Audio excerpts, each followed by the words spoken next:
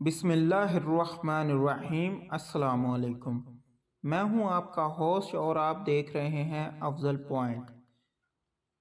میں اپنے تمام دیکھنے والوں اور سننے والوں کو خوش آمدید کہتا ہوں۔ بیان کیا جاتا ہے کہ بنی اسرائیل میں ایک شخص تھا جس کی بیوی نہایت حسین تھی، جس پر وہ اسرائیلی بہت زیادہ فرفتہ تھا۔ چنانچہ جب اس عورت کا انتقال ہو گیا تو اس اسرائیلی کو بڑا دکھ ہوا اور ایک مدت تک وہ اس عورت کی قبر پر بیٹھا روتا رہا۔ اتفاقاً حضرت عیسیٰ علیہ السلام کا ادھر سے گزر ہوا تو انہوں نے اس اسرائیلی کو پریشان حال دیکھ کر اس کا سبب معلوم کیا۔ جب اسرائیلی نے اپنا واقعہ بیان کیا تو حضرت عیسیٰ علیہ السلام نے دریافت فرمایا، کیا تو چاہتا ہے کہ میں اس کو تیرے لیے زندہ کر دوں؟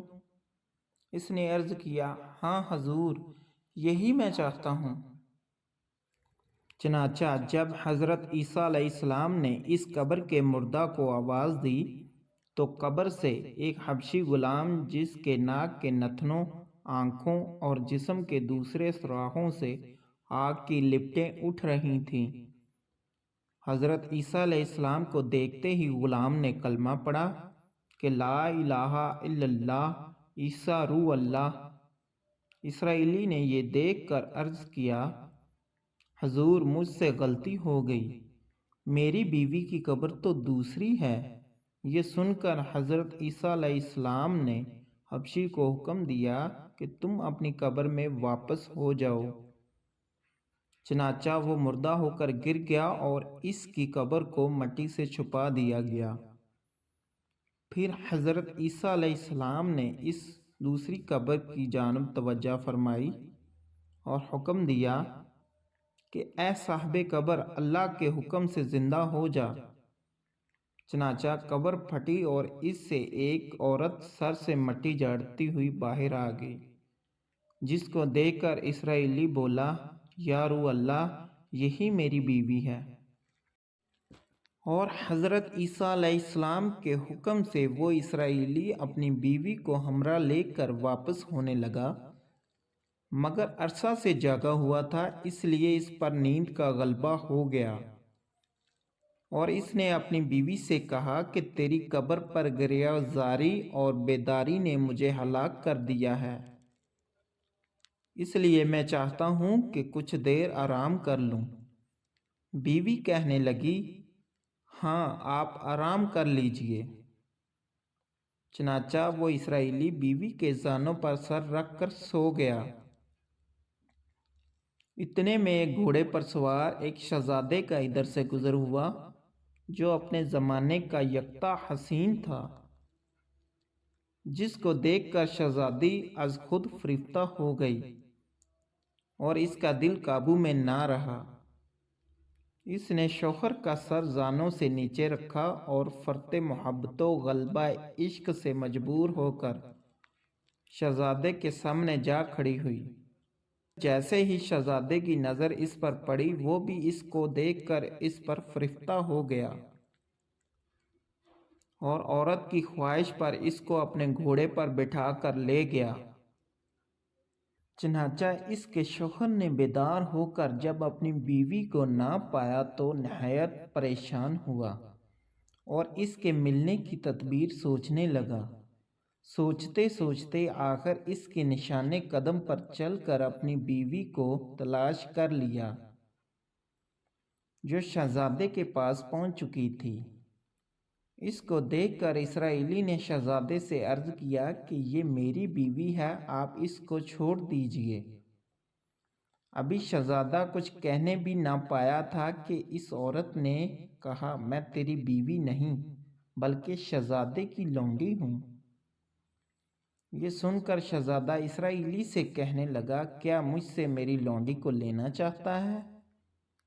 اس نے کہا، خدا کی قسم، یہ میری بیوی ہے جس کو میرے سردار حضرت عیسیٰ علیہ السلام نے مرنے کے بعد میرے لیے زندہ کیا ہے۔ ابھی یہ گفتگو ہو رہی تھی کہ اتفاقاً حضرت عیسیٰ علیہ السلام بھی وہاں تشریف لے آئے۔ جن کو دیکھ کر اسرائیلی کہنے لگا، یا رو اللہ، کیا یہ میری وہ بیوی نہیں ہے جس کو آپ نے میرے لیے زندہ کیا ہے؟ حضرت عیسیٰ علیہ السلام نے فرمایا کہ ہاں، یہ وہی ہے۔ یہ سن کر عورت کہنے لگی کہ یا رو اللہ، یہ شخص جھوٹا ہے، میں تو اس شہزادے کی لونڈی ہوں۔ حضرت عیسیٰ علیہ السلام نے فرمایا، کیا تو وہ عورت نہیں جس کو میں نے اللہ تعالیٰ کے حکم سے زندہ کیا ہے؟ عورت نے کہا، یا رو اللہ، باخدا میں وہ نہیں ہوں۔ اس کے بعد حضرت عیسیٰ علیہ السلام نے فرمایا، جو جان خدا کے حکم سے میں نے تجھے دی ہے، اس کو واپس کر دے۔ یہ سنتے ہی وہ عورت پھر مردہ ہو کر گر پڑی، اور حضرت عیسیٰ علیہ السلام فرمانے لگے کہ جو شخص ایسے آدمی کو دیکھنا چاہے جو کافر مرا تھا اور زندہ ہو کر ایمان لایا، تو وہ اس حبشی غلام کو دیکھ لے جو پھر ایمان کی حالت میں مرا، اور جو کوئی ایسے شخص کو دیکھنا چاہے جو مومن مرا تھا، پھر اللہ نے اس کو زندہ کیا اور وہ کافر ہو کر حالت کفر میں مر گیا، تو وہ اس عورت کو دیکھ لے۔ اس واقعہ کو دیکھ کر اسرائیلی نے قسم کھائی کہ اب کبھی نکاح نہ کروں گا، اور میدانوں کی طرف نکل گیا جہاں اللہ تعالیٰ کی عبادت میں مصروف رہ کر اسے موت آ گئی۔ اللہ تعالیٰ اس پر رحم فرمائے۔ نبی اور رسول کے اقرار و انکار کا نتیجہ اس حقائق سے ظاہر ہوتا ہے، اور سبق ملتا ہے کہ کامیابی اپنے نبی صلی اللہ علیہ وآلہ وسلم کی اطاعت و محبت سے ہی مل سکتی ہے۔ چنانچہ ہمیں چاہیے کہ ہر حال میں اپنے نبی صلی اللہ علیہ وآلہ وسلم کی اطاعت کو سامنے رکھیں، چاہے دل مانے یا نہ مانے، لیکن اپنے نبی کریم صلی اللہ علیہ وآلہ وسلم کے طریقوں کو لازمی اپنایا جائے۔ اللہ تعالیٰ اس واقعہ سے سبق حاصل کر کے عمل کرنے کی توفیق عطا فرمائے، آمین یا رب العالمین۔ اگر میری یہ ویڈیو آپ کو پسند آئے